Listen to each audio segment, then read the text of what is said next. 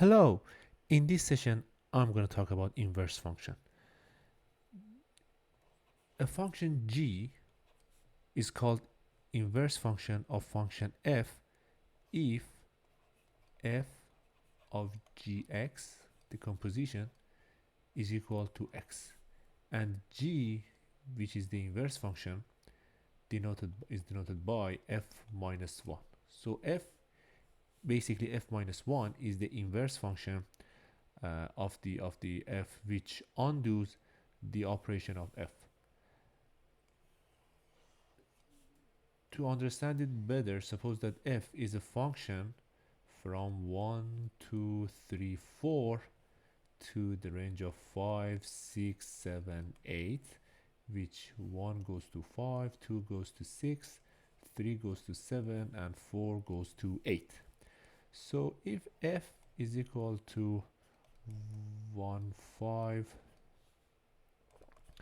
2, 6, 3, 7, and 4, 8, f minus 1 is going to be the inverse function. So basically we need to swap the each element, domain and range. It's going to be 5, 1, 6, 2, 7, 3, and 8, 4. So in the graph, f brings 1 to 5, f minus 1 brings 5 to 1 for all the elements. Inverse function does not always exist. For function f to be inversible, it needs to be 1 to 1. So for example, suppose that f is a function 1, 2. It's a very simple function, 2 and 2. So clearly we can see this function is not 1 to 1 because elements 2, both 1 and 2, go to element 2. And now suppose that h, which we want to see inverse function exists or not, is going to be 2, 1, 1, 2. If we swap, it's going to be 2, 1, and 2, 2. Clearly we can see h is not a function because the element 2 leads to two elements 1 and 2, meaning f minus 1 does not exist. And we know that f is not 1 to 1. So if f is not 1 to 1, inverse function does not exist. This is a very important condition to make sure if the inverse function exists or not. Now let's take a look at one example. Suppose that fx is defined like x plus 1 over x plus 2. Let's find the inverse function. First, we need to see if inverse function exists or not. So we need to see if this function is 1 to 1 or not. In order to find fx is 1 to 1, we know that we say for x1 and x2 for each two elements, if fx1 is equal to fx2, can we conclude x1 is equal to x2? So let's substitute these values to the function. Is equal to x2 plus 1 over x2 plus 2.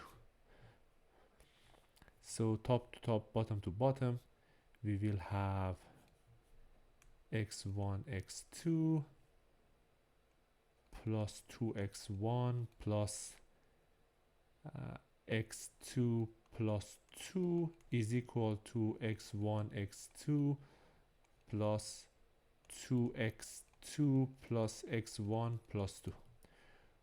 We can just remove the identical terms, 2x1, 1x1, 2x2, 1x2, meaning x1 is equal to x2. So we start from fx1 is equal to fx2, and the conclusion 1x1 is equal to x2, meaning f is 1 to 1 function, which concludes inverse function is available. In order to find the inverse function, we basically need to swap the x and fx, or x and y, and then rewrite the y or f minus 1 to the x. Let's solve it.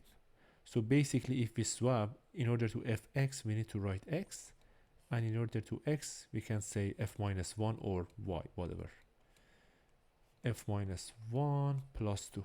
And now we rewrite f minus 1 in respect to x, meaning f minus 1 plus 1 is equal to x f minus 1 plus 2x, which we can have 1 minus 2x is equal to x f minus 1 minus f minus 1 is equal to inverse function x minus 1.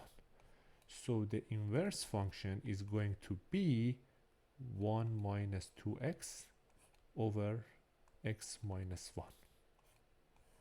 This is going to be the inverse function f minus 1 of function f. Have a good day. Thank you.